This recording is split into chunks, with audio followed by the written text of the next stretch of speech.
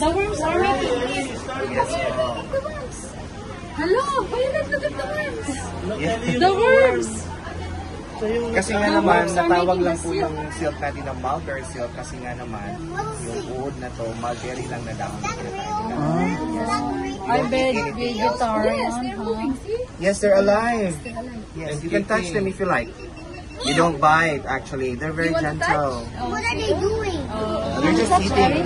Oh, they're so Worms soft. only eat leaves, so they just sleep and eat, So they're actually. clean, vegetarian. They're even cleaner than you. So anyway po, larva form po ito ng actual creature po. Yung pinaka-adult form po niya is moth. Wala lang akong buhay na moth ngayon kasi nga naman, they're very short-lived. Ano lang sila, 50 days na tinatagal nila. So yun po yung itsura ng moth natin.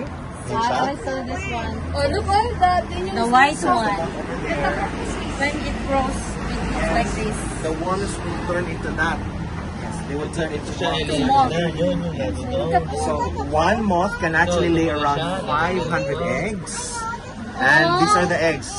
Oh, very small. Ito yung mga itlog. Eggs, oh. I so small. So small. Yes, they look like One worm can. Parang nag-field trip lang. one worm can lay around the 500 eggs per worm per moth yon. So yung mismong itlog, since maliliit siya, so yung lalabas na uod is maliliit din. At syempre naman dahil short-lived lang sila, madali lang sila tumubo. So from here, the worms that I've shown you, this one is around 2 weeks na po siya. Pero yung 1 week po is ganito. Ay, so small. That is The small. smaller worms. The baby worms. Baby, the It's like smaller on your, worms. intestine. Yes. And yes, since they stay for 3 weeks, ibig sabihin, may lalaki pa po yung uod natin. They can grow as big as 3 inches in length. At yes po. Ganito siya katapos. Government ba ito? Or private? Kung siya private, pero supported by the government. Hindi siya pwedeng ganito kung walang approval.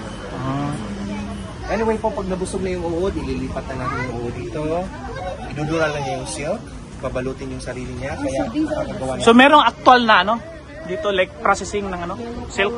Yes, we do. Meron dito? May mga uod sa loob. May laman pa po ito. Yes po. May papakita tayo sa inyo kung paano natin extract yung silk fibers. Pero dito muna. Aris, stand up! So kung mapapansin nyo, yung mismo kukun, yun kasi yung mismo. I have to, for our YouTube channel. Dudura lang niya ng uod. Tapos, kung hindi natin yung harvest ng silk, siyempre yung uod pagka-transport, yung uod pag-ikupa, and then magiging moth po siya, then lalabas po siya. And by the way, we have 2 colors of cocoons, may puti and yellow din siya. Yung puti kasi is the original color of silk. However, nung napagpad ang mga uod dito sa Vietnam, nagkaroon ng mutation. That's why we have the yellow silk. Yellow is also natural color. And if you try to harvest the fibers, they would look like this. So, super nipis po nila. And they break easily then. Yun po siya. So, we just have to remove the enzyme that breaks the silk. And we can only do that by boiling the cocoon. So, pakukuluan po natin siya. By the way po, medyo brutal po ang proseso natin dito sa Vietnam. Mamatay na yung yung nasa Yes po. loob. Hindi natin inaantay na lumabas yung moth bago natin i-harvest ang fibers. Ina-harvest po nila yung fibers habang nasa loob pa yung creature. Kawawa na. I'll show you how we do the extraction. Dito lang po. Bigat na po.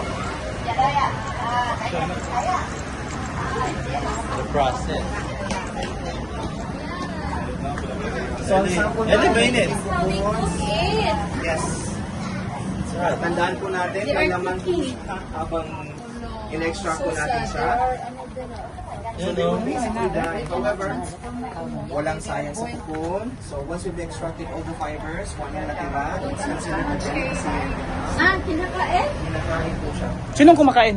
Sila. Ah. Hindi po ako. Sila lang po. Yung fiber may strand, makikita. So kada strands po ay isang cocoon po yan. So may strand, makikita siya. Natin ko lang sa kanila. Ay, taga-saan kayo? Sa Pinas. Ay, Bisaya. Cagayan de Oro, Iligan. Batangas. Hindi kayo ng Bisaya. Mga Bisaya or Bisaya. Kung families, tas Tagalog. Kami lang Ah, kayo ang Batangas. Sige, magtatagalog mo. Why? I'm from Cebu po. Visayas din ako. Anyway po, you would notice na once you touch the fibers mo, wala kang mafe-feel na init. Kasi nga, ang silk ay temperature regulating. So, kahit kumukulo po yung water dyan, once they come off from the hot water, you would actually feel the fibers na cool lang siya. Hindi siya mainit. Yes. Maganda pala bumili And this time, matibay na po siya yung mismo fibers. Yung enzyme na tinanggal natin by boiling, they actually turn into an adhesive properties. Don't Huwag break it. hilahin. Kasi nag-ano lang yan galing sa pupon na i-extract. Ikot-ikot so just automatically form into a deeper thread. Kasi ano po siya, yung enzyme na tinanggal natin by boiling, they actually become parang patikit. Kaya nagbabind po siya automatically. Once we put them inside the glutas here, nagiging makapal na sinulad. They keep moving So it habang because it's hinihila boiling. po siya, Water is boiling. pagdating din sa inikot ni ate, we don't have to worry about the threads, the thicker threads, stick with the other threads. Kasi nga naman po, madaling mag-threads. Kasi pictures ako be. Can I turn? Can I? Na, Kita tulog, diri ka. Pagsapat mo. nagpawa na yung Pina. We want locals like you so that become more realistic. Picture. I'm not on Ano, nakay ko ano? Oh, video. Video ni. picture lagi. Pwede mag-picture habang nag-video? Video na, video. Uy, hala. Uy, slowly. Uy, basi matanggal kag trabaho. May anak. Ano po man si? Okay. Oh, pasado na.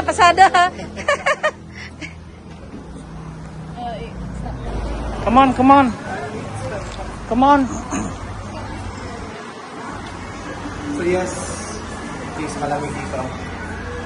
So anyway, mayroon tayong pangalawang klaseng proseso. So apart from the instruction na nakita niyo sa laban, yung kasi sinulid form po siya. This time naman po is fiber form.